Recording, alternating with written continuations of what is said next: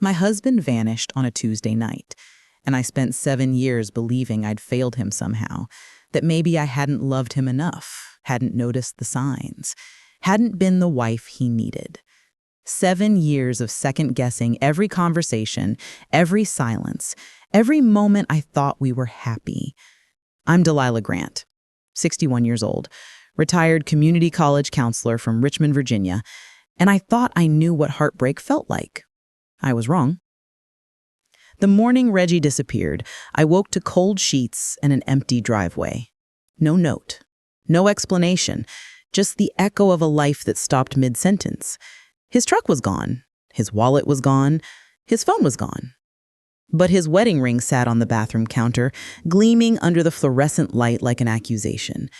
The police said adults leave sometimes. They took my report with tired eyes and practiced sympathy. Friends whispered about affairs and secret lives. Some people smiled too kindly, like they knew something I refused to see. My neighbor, Mrs. Patterson, brought casseroles for weeks, each one delivered with a pitying look that made my stomach turn.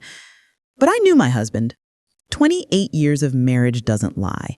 Reggie grilled on Sundays, always burning the edges of the chicken because he talked too much while cooking. He fixed things that didn't need fixing, his toolbox perpetually open in the garage. He called me Lila in that soft way that made ordinary moments feel sacred. We didn't have children, but we had each other, and I thought that was enough. I thought wrong about a lot of things. The months after he left were a fog of phone calls and dead ends. I called his coworkers, his cousins, his old friends from high school. Nobody knew anything. Or if they did, they weren't talking. I even called his sister Naomi, the woman who showed up to family events once every few years wearing designer clothes and expensive perfume, always leaving before dessert. She didn't answer for 2 months. When she finally called back, her voice was steady, too steady, like she'd rehearsed what to say. Delilah, don't drive yourself crazy. Reggie makes decisions you and I don't get to understand. Do you know where he is? I asked, my voice breaking. A pause stretched between us, long enough for me to hear my own heartbeat. No. But the way she said it told me she was lying. After that, she disappeared too, changed her number, left no forwarding address. It was like the entire Grant family had decided I wasn't worth the truth. So I waited. I kept Reggie's side of the closet full. I paid his phone bill for 3 years just in case he needed to call. I refused to file for divorce because that felt like giving up, like admitting he was really gone. 7 years. 7 years of surviving on part-time work and selling his things piece by piece. The grill, the tools, the speaker collection he swore he'd fix someday. 7 years of wondering if I imagined the man I married. And then one afternoon, while I was watering the garden Reggie planted, a black Bentley pulled into my driveway. Naomi steps didn't explain. She just opened the back door and said 2 words. Get in. Before we proceed, hit that subscribe button if truly you're a good person. If not, I need you to understand something about Reggie. He wasn't perfect, but he was mine. And for 28 years, I thought I knew every corner of his heart. We met at a community barbecue in 1989. I was 26, fresh out of grad school with a counseling degree and too much optimism. He was 34, wearing a faded Redskins jersey and carrying a cooler full of beer he was happy to share. His laugh reached me before his words did, deep and genuine, the kind that made you want to be part of whatever joke he was telling. He asked me to dance when someone's radio started playing Al Green. I said yes before I could overthink it. 3 months later, he proposed with a ring he'd saved 6 months to buy. Our marriage wasn't a fairy tale. We argued about money, about his long hours, about my tendency to bring work stress home. But we always came back to each other. Always. He'd wrap his arms around me from behind while I washed dishes, rest his chin on my shoulder and whisper, "We're good, Lila. We're always good." I believed him. Reggie worked as an HVAC technician, crawling into hot attics and frozen basements to fix other people's comfort. He came home exhausted most nights, smelling like sweat and machine oil, but he never complained. On Sundays, he'd stand at the grill with a spatula in one hand and a beer in the other, talking my ear off about nothing and everything. We didn't have children. I wanted them desperately. But after 5 years of trying and 2 miscarriages that broke something inside me, we stopped talking about it. Reggie held me through those losses, his own grief silent and heavy. He never blamed me, never made me feel less than whole, even when I felt shattered. "We've got each other," he'd say. "That's more than most people get." His family was complicated. His mother, Vivian, died when he was 19. He rarely talked about her, and when he did, his voice changed, got quieter, distant. I learned not to push. His sister Naomi was 8 years older and lived a life we couldn't understand. She'd show up every few years in expensive clothes, her hair perfectly styled, her nails manicured. She never stayed long, never explained where her money came from or what she did for a living. Reggie would light up when she visited, like a little brother desperate for approval, but she always left him looking smaller somehow. She had it rough growing up, he told me once, sent away to boarding schools nobody could afford. She had to figure things out on her own. "How did your family pay for those schools?" I asked. He shrugged, but his jaw tightened. "Family money, old debts. I don't know, Lila. Naomi's life ain't mine to explain." I let it go. I wish I hadn't. Looking back now, I see the signs I missed. The way Reggie would sometimes stare out the window at night, his face tight with worry. The phone calls he'd take in the garage, his voice low and tense. The way he'd flinch when certain names came up in conversation. But at the time, I thought it was just stress, work trouble, family nonsense. I thought I had time to ask questions. The week before he disappeared, Reggie was different, quieter. He kept looking at me like he was memorizing my face. On Saturday night, we sat on the back porch watching fireflies, and he took my hand. "Lila," he said softly, "if something ever happened to me, you'd be okay, right?" My heart stuttered. "What are you talking about? Just promise me you'd keep living, keep being you." I laughed it off, kissed his cheek, told him he was being dramatic. 3 days later, he was gone. And I realized I'd never really known him at all. Tuesday, April 14th, 1998. That's the date my life split into before and after. I remember it was raining. Not hard, just that steady spring drizzle that makes everything smell like wet concrete and earthworms. Reggie came home around 6:30, later than usual. He'd been working overtime on a commercial job downtown, something about a faulty heating system in an office building. He looked exhausted. His shirt was stained, his hands were rough and dry, and there were dark circles under his eyes I hadn't noticed before. Or maybe I had noticed and just didn't say anything. "Long day?" I asked, stirring pasta at the stove. "Yeah," he kissed the top of my head, but it felt automatic, distant. We ate dinner in near silence. I tried to fill the quiet with chatter about my day, about Mrs. Patterson's new cat, about a student who'd finally gotten accepted to nursing school. Reggie nodded in the right places, but his mind was somewhere else. After dinner, he sat on the couch pretending to watch television. I washed the dishes and kept glancing over at him. His leg bounced, his fingers drummed against his thigh. He checked his watch 3 times in 10 minutes. "You okay?" I finally asked, drying my hands on a towel. He looked up, startled. For a moment, his face crumbled. He looked scared, genuinely scared. "Yeah," he said quickly, too quickly. "Just tired." "Reggie, I'm fine, Lila." He stood up, forcing a smile. "I'm going to take a shower and head to bed early." I nodded, even though something in my gut twisted. I wanted to push, wanted to demand the truth, but I learned over the years that Reggie opened up in his own time. Pushing only made him retreat. I wish I'd pushed. He showered for a long time. I could hear the water running, steady and constant, while I folded laundry in the bedroom. When he finally came out, his hair was still dripping, his eyes red. "You sure you're okay?" I asked again. He crossed the room and pulled me into his arms, held me so tight I could barely breathe. His heart hammered against my cheek. "I love you," he whispered into my hair. "You know that, right?" "Of course I know that." I pulled back to look at him. "Baby, what's wrong?" "Nothing." He kissed my forehead, my cheeks, my lips. "Nothing's wrong. I love you." We went to bed around 10. He wrapped himself around me, his arm heavy across my waist.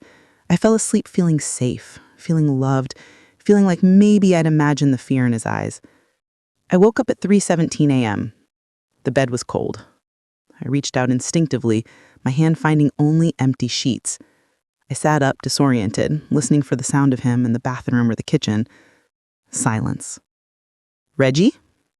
Nothing. I got up, my bare feet cold on the hardwood floor. The bathroom was empty, the hallway was dark, the living room was untouched. His truck was gone from the driveway. Panic hit me like ice water. I ran back to the bedroom, checked the closet. His work boots were gone, his wallet was gone, his keys were gone. But his wedding ring sat on the bathroom counter, right next to mine. My hands started shaking. I called his cell phone. It rang once, then went straight to voicemail. I called again and again and again. Voicemail. I told myself there was an explanation, an emergency job, a friend in trouble, something that made sense. But the ring. Why would he leave his ring? I paced the house until sunrise, calling everyone I could think of. His coworkers hadn't heard from him. His cousin Ray said he seemed fine last time they talked. Nobody knew anything. At 8 a.m., I called the police. The officer who took my report was young, bored, and dismissive. "Ma'am, adults leave sometimes. Did you two have a fight?" "No."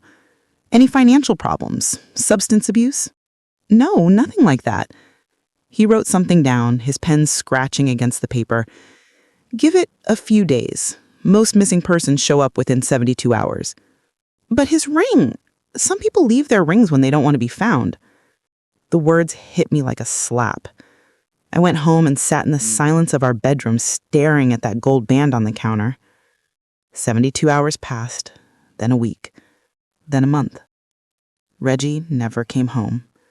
And the man I'd loved for 28 years became a ghost I couldn't stop searching for. The first year was the hardest. People kept asking questions I couldn't answer. Where did he go? Why did he leave? Was there someone else? Did you see it coming? I said no to all of it, but their eyes told me they didn't believe me. They thought I was naive, blind, foolish for not seeing what was obvious. But nothing was obvious. Reggie left no trail, no credit card charges, no phone records, no sightings. It was like he'd stepped out of our house and into thin air. The police eventually closed the case. No evidence of foul play, they said. No reason to suspect anything criminal. So he was just gone. I kept working part-time at the community college, but my heart wasn't in it anymore. Students would come to me with problems that felt so small compared to mine. Boyfriend troubles, failed exams, anxiety about the future.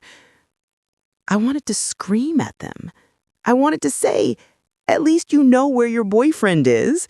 At least your future is still in front of you." But I didn't. I smiled. I listened. I gave advice I didn't believe in anymore. Money got tight fast. Reggie's paycheck had been our stability. My part-time salary barely covered the mortgage. I started selling things. Small things at first, his tools, the ones he never used. Then bigger things, the grill, his speaker collection, the leather jacket he wore on our first anniversary. Every item I sold felt like giving up a piece of him. Mrs. Patterson kept bringing me food. She'd knock on my door with casseroles and sympathetic smiles, and I'd thank her through gritted teeth. I knew she meant well, but her pity made me feel like a widow at a funeral that never ended. Friends stopped calling after a while. I think they didn't know what to say anymore. How do you comfort someone whose husband vanished? How do you move past something that never gets resolved? I became the neighborhood tragedy, the woman whose husband left, the story people whispered about at barbecues and block parties. Poor Delilah, still waiting for a man who's never coming back. I tried calling Naomi again in year 2. I tracked down a number through one of Reggie's old cousins. When she finally answered, her voice was cold. Delilah? I need to know if you've heard from him, I said, my voice shaking. Please, anything. I haven't. You're lying. A pause. Then quieter. Even if I knew something, it wouldn't help you. What does that mean? It means some doors stay closed for a reason. Stop looking. She hung up. I didn't call her again. Year 3, I stopped wearing my wedding ring. Not because I'd given up, but because people kept staring at it, kept asking if I was still holding on, kept treating me like I was clinging to something dead. Maybe I was. Year 4, I started having dreams about Reggie. Not good dreams. Dreams where he was trapped somewhere calling my name and I couldn't reach him. I'd wake up gasping, sheets soaked with sweat, convinced I'd heard his voice. I started seeing a therapist. Dr. Monroe was kind, patient, and completely unable to help me. She used words like closure and moving forward.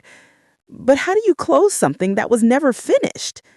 How do you move forward when you're still stuck in the same moment, waiting for answers? You need to accept that he may never come back, she said gently during one session.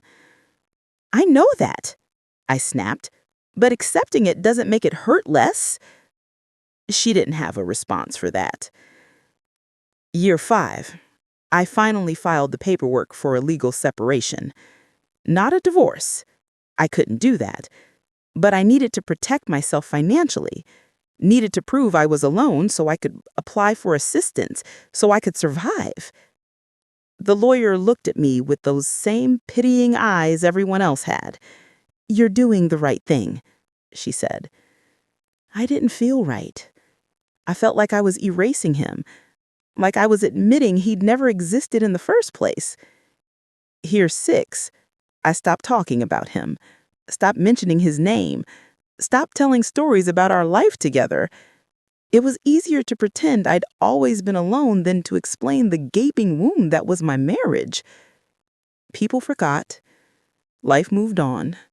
New neighbors moved into the house across the street and had no idea I'd ever been married. I became invisible. And then 7 years after Reggie disappeared, something changed. I received a letter from a law firm in Atlanta. Expensive stationery, formal language, the kind of letter that makes your stomach drop before you even finish reading. Mrs. Grant, please be available for contact regarding the affairs of Mr. Reginald Grant. I read it 3 times, my hands shaking. Affairs? What affairs? Was he dead? Had they found his body? Was there a will I didn't know about? The letter gave no details, just a phone number and a date, next week, when someone would be reaching out. I couldn't sleep that night, couldn't eat, couldn't think about anything except that letter and what it might mean. The next afternoon, I was in my garden. It was small now, just a few tomato plants and some herbs. Nothing like the full garden Reggie and I used to keep together. But it was mine, and tending to it kept my hands busy. I was watering the basil when I heard it, the low purr of an expensive engine. I looked up. A black Bentley was gliding up my driveway, sleek and completely out of place in my modest neighborhood. The kind of car that didn't belong anywhere near my part of Richmond. My heart stopped. The back door opened, and Naomi stepped out. She looked like money. Cream pantsuit, designer sunglasses, hair styled in a perfect bob. But her face was drawn, her movement stiff, like she was forcing herself to be there. "Delilah," she said, her voice steady but empty. I stood frozen, water dripping from the hose in my hand. She adjusted her sunglasses, glanced at the house, then back at me. "We need to go." My voice came out hoarse. "Go where? Naomi, what's—" She opened the back door wider. "Get in." Everything in me screamed to say no, to demand answers right there in my driveway, to refuse to go anywhere until she explained where she'd been, why she'd ignored me, why she was suddenly standing in front of me after 7 years of silence. But my legs moved before my brain caught up. I dropped the hose. Water pooled around the basil, but I didn't care. I walked toward that car like I was in a dream, like none of this was real. The interior smelled like leather and something expensive I couldn't name. The seats were butter soft. A man sat in the driver's seat, tall, broad-shouldered, with a scar running down his jaw. He didn't look at me, didn't speak, just started the engine the moment Naomi closed the door. "Where are we going?" I asked, my voice barely above a whisper. Naomi stared straight ahead. Her hands were clasped tightly in her lap, knuckles white. "Somewhere I should have taken you 7 years ago." My heart hammered. "Is he alive?" She closed her eyes. "Yes." The word hit me like lightning. 7 years of wondering, of grieving, of imagining the worst, and she just said yes, like it was nothing, like my entire world hadn't been destroyed by not knowing. "Where is he?" My voice cracked. "Naomi, where the hell is my husband?" "I'll explain," she said quietly, "but not here, not yet." "Not yet? Are you serious?" I felt anger rising, hot and sharp. "You disappeared. You ignored my calls. You let me think I know what I did." Her voice was suddenly fierce, eyes snapping open to meet mine. "You think I don't know? You think I haven't been carrying this?" Tears welled in her eyes, and for the first time since she'd arrived, I saw something crack in her perfect exterior. "Then tell me," I begged. "Please." She took a shaky breath. "Reggie didn't leave you, Delilah. He was taken." The car seemed to tilt. "What?" "He was taken by people our mother was involved with, people who don't let go of debts." I couldn't breathe. "What people? What debts? Naomi, what are you talking about?" She wiped her eyes roughly, smearing mascara. "Our mother, Vivian, she wasn't who you thought she was. She wasn't who Reggie told you she was. She was involved in things, financial things, with dangerous people, and when she died, those debts didn't die with her." My mind raced. "But Reggie was 19 when she died. That was decades ago." "Doesn't matter." They waited. They watched. They let him build a life, get comfortable, fall in love. And she looked at me, and the pain in her eyes was suffocating. And then they came to collect. "Why didn't you tell me?" I whispered. "Why didn't he tell me?" "Because he thought if he left quietly, they'd leave you alone. He thought he was protecting you." The car turned onto a highway, trees blurring past the window. I felt sick. "Where were you?" I asked. "All those years, where were you?" Naomi's jaw tightened. "I was protecting myself. I made my own deal a long time ago. Sent away to those schools, that wasn't family generosity, Delilah. That was payment. They kept me separate, kept me clean, used me for other things." "What things?" "Money, accounts, investments. I was useful to them in ways Reggie wasn't." I laughed bitterly. "I got to live in penthouses and wear nice clothes while my baby brother disappeared into nothing." "But you knew where he was?" "No." Her voice broke. "I knew he was alive. I knew they had him, but I didn't know where. They kept us apart on purpose, kept me complicit by keeping me blind." The car slowed, turning onto a narrow road lined with tall pines. We were far from the city now. somewhere rural and isolated. Why now? I asked. Why are you bringing me to him now? Naomi's hands trembled in her lap. I made a new deal. A final one. What kind of deal? She didn't answer. The car pulled up to a tall iron gate. The driver, still silent, pressed a button and the gate swang open. We drove through, gravel crunching under the tires. Ahead was a house. Not a mansion, but large and imposing. Gray stone, dark windows, surrounded by trees that seemed to swallow the light. Naomi, I said, panic rising. What kind of deal did you make? She looked at me and I saw it then, the guilt, the shame. I got myself out, but the price was bringing you in. My blood gold cold. What? They wanted leverage. They wanted to make sure Reggie stayed in line. And you, she cracked, you're his weakness. You used me as bait? I didn't have a choice, she shouted, tears streaming down her face. I've been their prisoner for 30 years. 30 years, Delilah, and this was the only way out. I wanted to scream, wanted to hit her, wanted to throw open the door and run. But the car had stopped. The driver stepped out and opened Naomi's door. She climbed out slowly, like a woman walking to her own execution. She opened my door next. I'm sorry, she whispered. I'm so sorry. An older man appeared at the entrance of the house.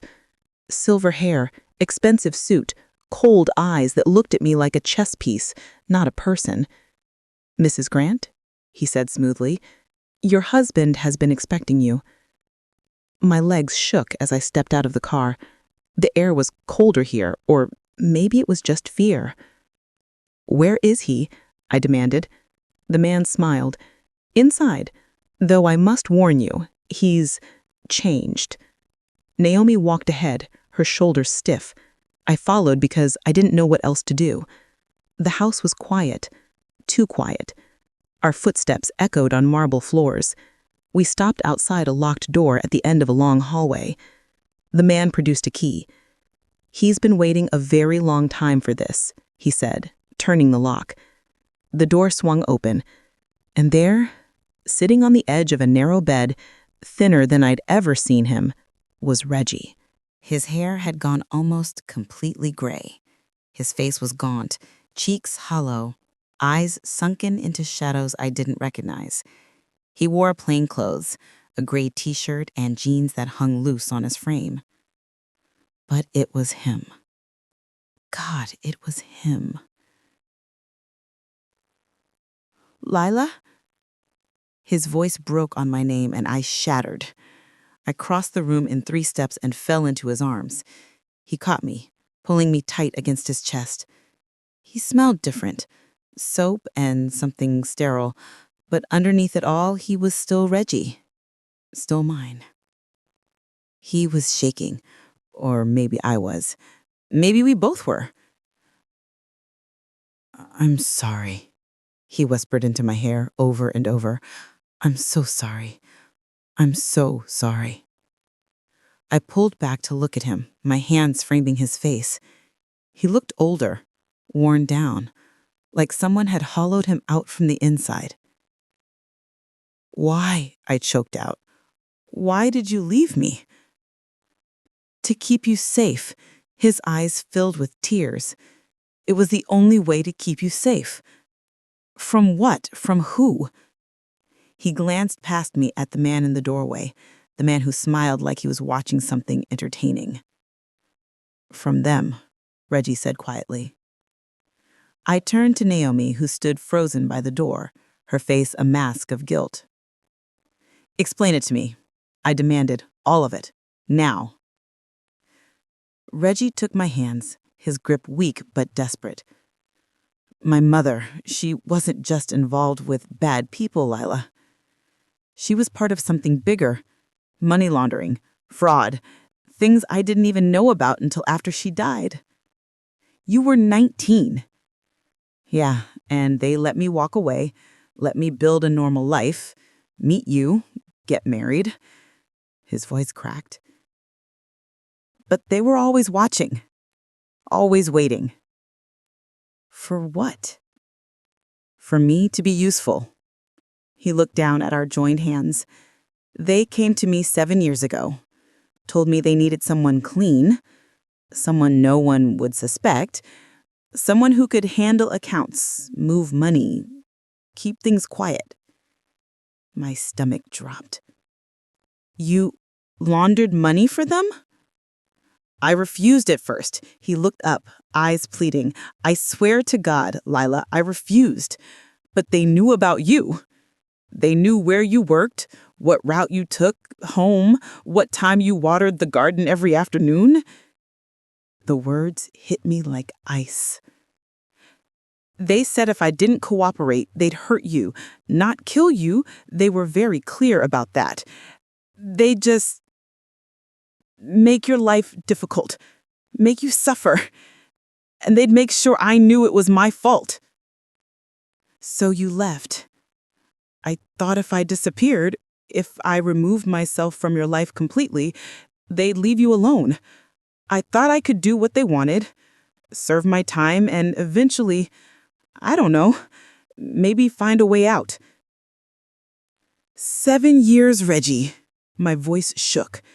7 years you let me think you abandoned me. I know. Tears streamed down his face. I know, and I hate myself for it. But they had me watched, had me locked down. I couldn't call, couldn't write, couldn't even let you know I was alive without putting you in danger. I stood up, pulling my hands away. And what? You just did what they wanted? I handled accounts, he said quietly, cleaned money, made things look legitimate. Everything they asked, I did, because it meant you were safe. But I wasn't safe, I shouted. I was destroyed. You think keeping me alive was enough? You think not knowing whether you were dead or suffering or if you just stopped loving me, you think that was safety? He flinched like I slapped him. Naomi stepped forward. Delilah? Don't. I turned on her. You knew, maybe not where he was, but you knew something, and you let me suffer too. I was trying to survive. We don't all get to be heroes. The older man cleared his throat. As touching as this reunion is, we have business to discuss. Reggie stood quickly, positioning himself between me and the man. You got what you wanted. You brought her here, now let us go. The man's smile widened. Let you go? Oh, Reggie, you misunderstand. I didn't bring Mrs. Grant here to reunite you. I brought her here to ensure your continued cooperation. My blood went cold. What does that mean? I asked. It means your husband's work isn't finished. He still owes us 3 more years of service. But he's been resistant lately, sloppy, distracted.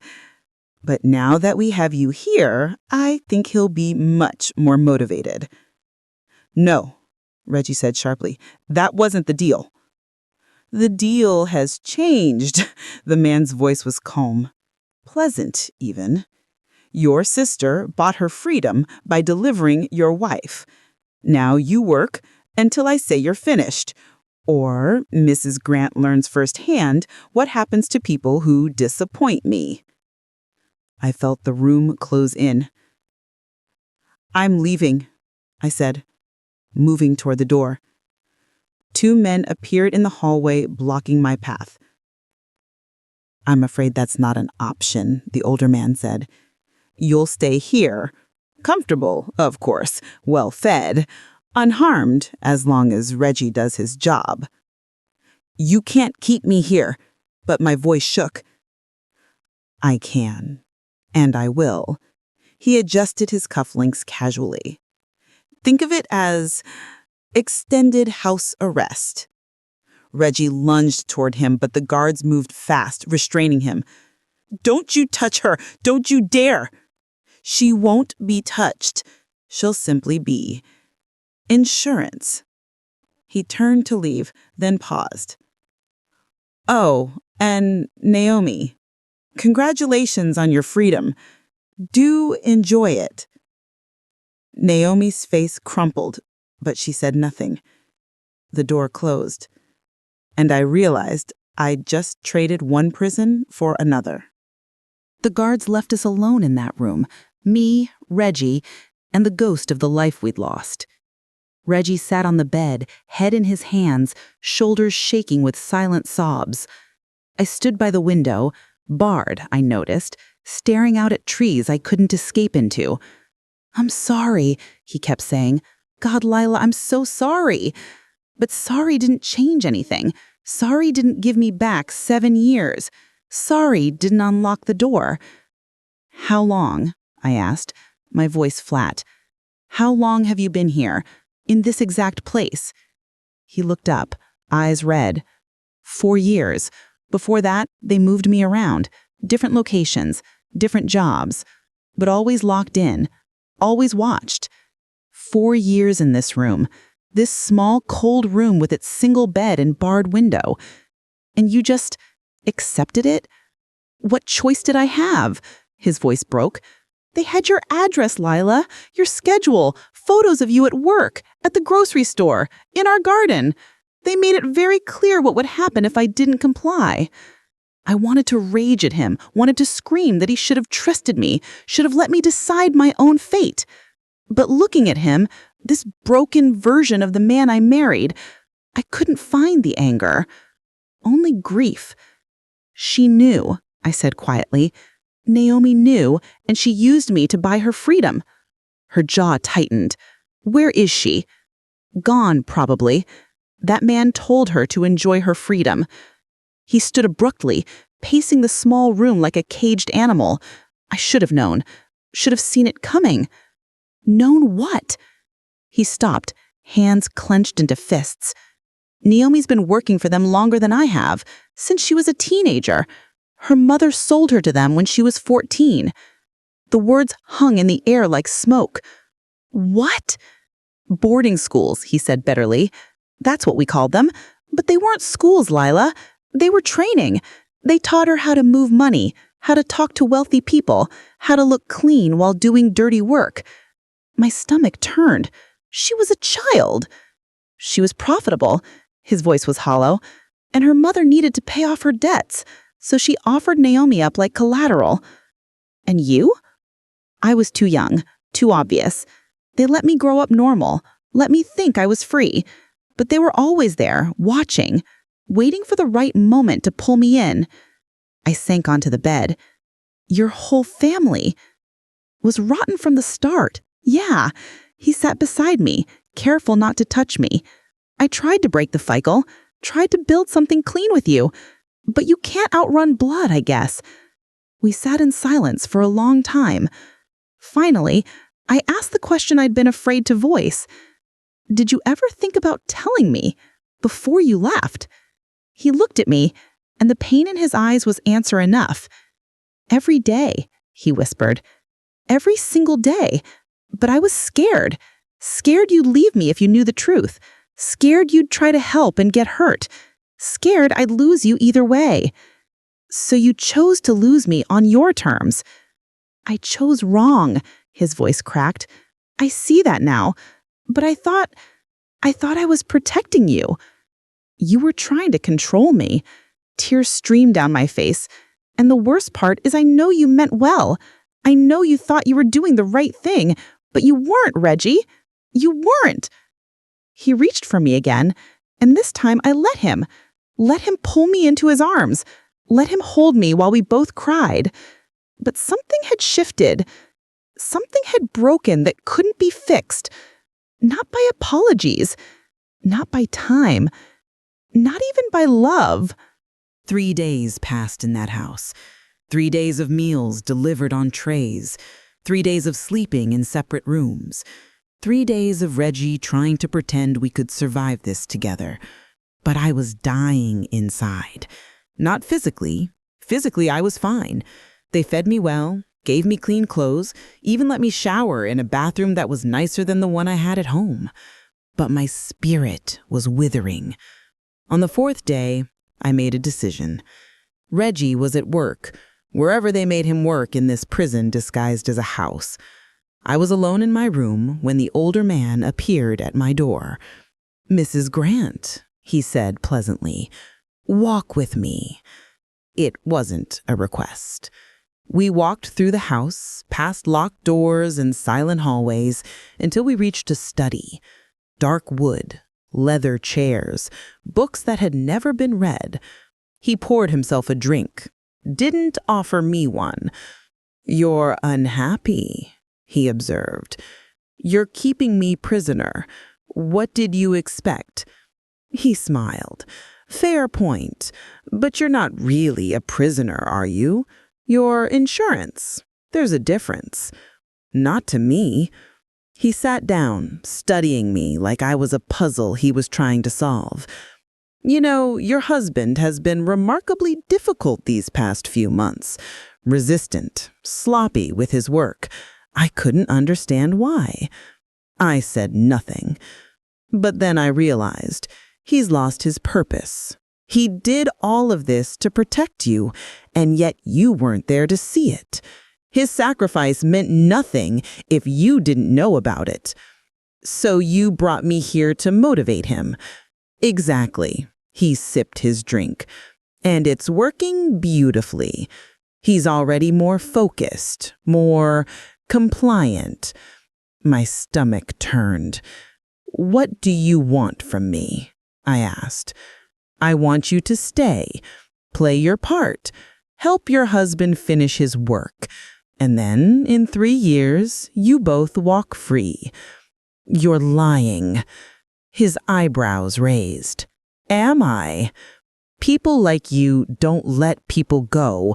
You'll always find another reason to keep us, another year, another job, another debt." He smiled wider. "Smart woman. Reggie chose well." "Let me go," I said quietly. "Keep him if you want, but let me go." "No." "Why not? I'm not useful to you. I can't launder money or move accounts. I'm just dead weight." "Your leverage," he corrected. "The best kind. And as long as we have you, Reggie will do exactly what we need." I stood up. "I want to leave." "Sit down, Mrs. Grant." "No." My voice was steady. "I'm leaving, now." He laughed. "And go where? The doors are locked, the gates are guarded, you're miles from civilization." "Then I'll walk." Something shifted in his expression. "You'd leave your husband?" "My husband left me 7 years ago. He made his choice. Now I'm making mine." He set down his drink, leaning forward. "If you leave, I'll make his life very difficult." "His life is already difficult. I can make it worse." I met his eyes. "Then that's on you, not me." For a long moment, we stared at each other. Then, impossibly, he smiled. "You have more spine than I expected." He stood, walking to his desk. He pulled out a key. "All right, leave." I blinked. "What? You want to go? Go. I won't stop you." "Why?" "Because you're right. You're not useful to me. And frankly, watching Reggie break himself trying to protect someone who doesn't want to be protected is far more entertaining." He tossed me the key. I caught it, my hands shaking. "The front door, straight down the driveway. There's a road about 2 miles east. Someone will pick you up eventually." I didn't move. "Go on," he said, "before I change my mind." I walked out of that study on trembling legs, walked past the room where Reggie was probably working, walked to the front door, unlocked it, and stepped outside. The air was cold, clean, free. Behind me, I heard Reggie's voice, "Lila, Lila." I didn't turn around. "Lila, wait, please." His footsteps pounded behind me. He grabbed my arms, spinning me around. "Don't do this," he begged. "Don't leave me here." I looked at him, this man I'd loved for decades. "You left me first," I whispered. "I know, and I'm sorry, but please, I can't save you, Reggie. I can't be your reason anymore. You have to save yourself. I don't know how. Then you're gonna, I guess you'll figure it out. Or you won't. But either way, it's not my choice to make." I walked away, and this time, I didn't look back. 2 weeks after I walked out of that house, an envelope appeared on my doorstep. No return address, no postmark. Just my name, written in handwriting I recognized instantly. Reggie's. My hands shook as I opened it. Inside were legal documents, property deeds, a title to a small house in South Carolina, paid in full, transferred entirely into my name. Clean, legal, untouchable. And a letter. "Lila, I don't expect you to forgive me. I don't even expect you to read this, but I need you to know that you were right about everything. I spent 7 years trying to protect you by making decisions you never asked me to make. I told myself it was love, but you were right. It was control. I was so scared of losing you that I never gave you the chance to choose me freely. That man let you go because he knew it would hurt me more than keeping you prisoner ever could. He was right. Watching you walk away destroyed me in ways I can't even put into words. But it also woke me up.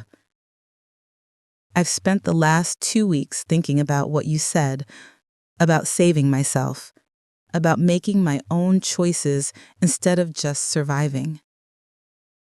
So I made one. I can't leave this place. They'll never let me go, and honestly, I don't deserve to be free after everything I've done. The money I've moved, the crimes I've helped hide. I'm not innocent, Lila.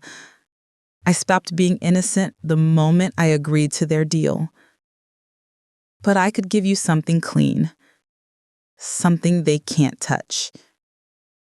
This house is yours. It came from accounts I set up years ago, money they don't know exists. It's not much, but it's honest. It's safe. And it's my way of giving you back the choice I stole. Live there, or sell it, or burn it to the ground. It's yours to do with as you please. I won't contact you again. You deserve peace, and I can't give you that while I'm still breathing. But know that every choice I made, wrong as they were, came from a place of loving you more than I knew how to handle. You deserved a better man than me, but I'm grateful I got to love you at all. Reggie. I read the letter 3 times, tears blurring the words. Then I folded it carefully, placed it back in the envelope, and set it in a drawer I knew I'd never open again. The house in South Carolina was real, small, quiet, far from Richmond and far from the life that had destroyed mine.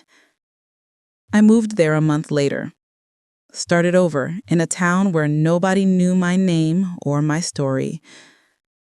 Got a job at a local library, made friends slowly, carefully, with people who didn't ask about my past.